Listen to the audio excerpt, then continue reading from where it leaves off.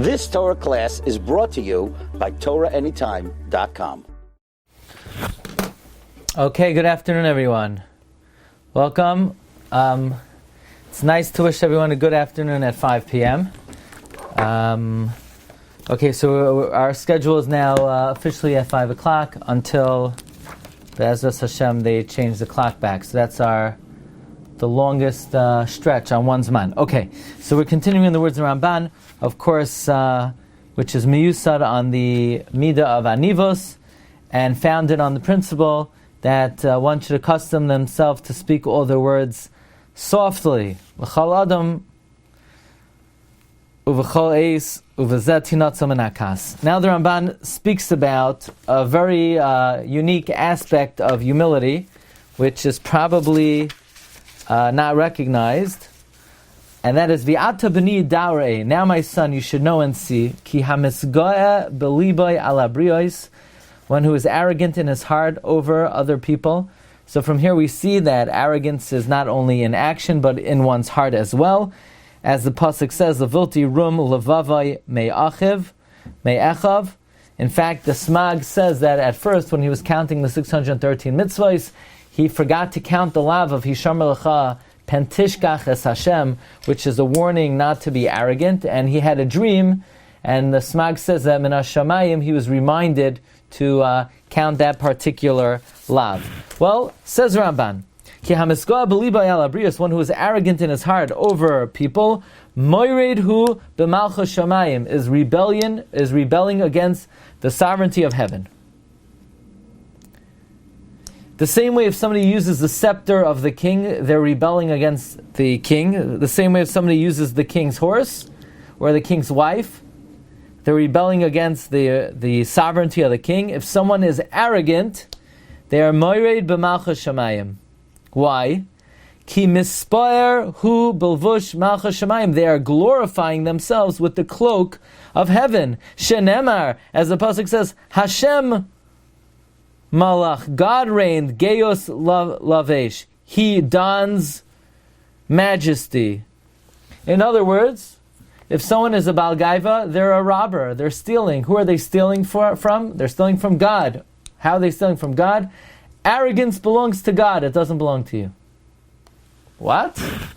That's right. The Ramban says someone who is a Baal Gaiva, they're being moired b'malchus shamayim because arrogance, geos, majesty, belongs to God. So what are you taking it for yourself? So the Ramban is saying that Gaiva is the levush of the malchus shamayim.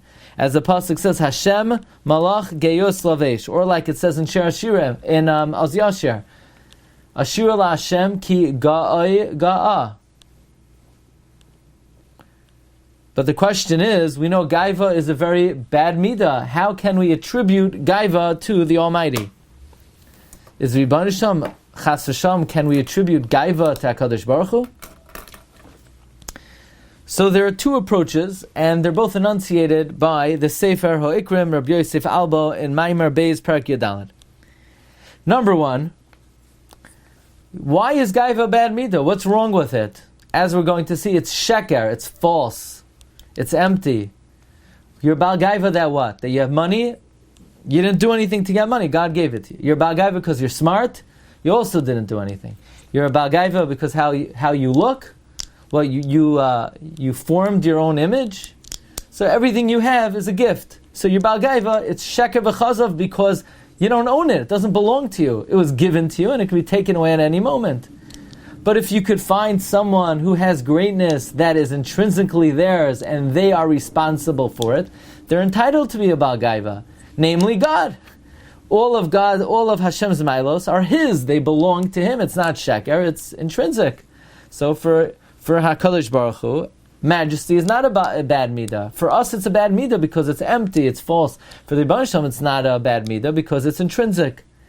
Secondly, the reason why Gaiva is a bad midah is because you're rebelling against God. But God is not rebelling against God by being a Baal Gaiva, by being Geos Lavesh. In other words, for us, it's taking away from Him. For Him, it's not taking away from anyone. So this is the explanation of the Sefer HaIkrim. Mashenimtza sha'akos of yiches elav hagaiva. The Sefer Ikrim writes, that which the pasuk attributes gaiva to Hashem, im heyoisa mida meguna ba'adam, even though it's disparaging in man. K'may sha'amar ha'kosov toyavas Hashem kol gvalev. The reason is ki ein roi la'adam lehisgois b'shum shleimos. It is not fitting for someone to be arrogant in any type of perfection, v'loi b'shum mailo, or any attribute, ki hakol b'mei Hashem. It all comes from Him. Ve'ein roi la'adam she'yisgabim ha'she'enu shaloi. One cannot be arrogant in something that doesn't belong to Him. I'm reading from the Sefer HaIkrim. But since everything comes from Him, and nobody has anything intrinsically, only because of Him, one should not be arrogant. Therefore, majesty is appropriate only for the Lord. Question though, and this is raised in the Perush Oyhel Yaakov on the Iggeres HaRamban.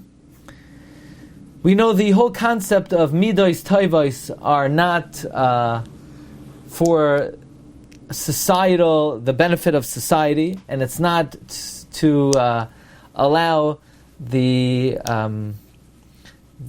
community to function properly. We know that the basis of midos toivos is to emulate Hashem, v'halachta b'drachav.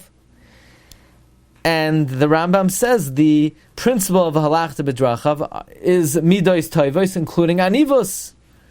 So if we are commanded to emulate the ways of Hashem, and by the way, the Ramban even ends off the whole letter that he tells his son, you should walk in the ways of Hashem, and since this letter is primarily based on anivos, so then how does the halachta b'drachav, how does that fit in to the fact that HaKadosh Baruch Hu, Hashem malach geos lavesh? Is this really the midah of HaKadosh Baruch Hu? By the way, we all know from many sources that the Rebbeinu Shalom's intrinsic midah is humility.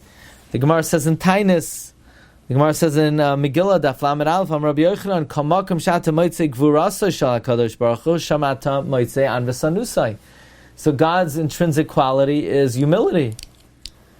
We find in the beginning of Bereshis, Rebbeinu Shalom said, Na'aseh Adam, let us make man, at the expense of people thinking that there's more than one God. The Rebbeinu Shalom said, let us make man, because he wanted to teach humility. So how does that reconcile with this idea that for HaKadosh Baruch Hu, Gaiva is not a bad midah?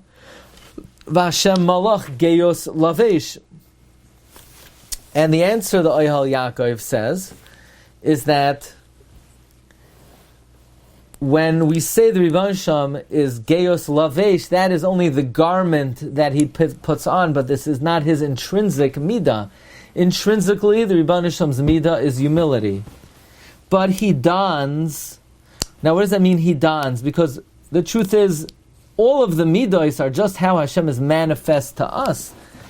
You can't say about Hashem's intrinsic entity that it can't be described in any way. So everything that we use to describe HaKadosh Baruch Hu is externally, is only the way He's manifest. So what does it mean, geos lavesh?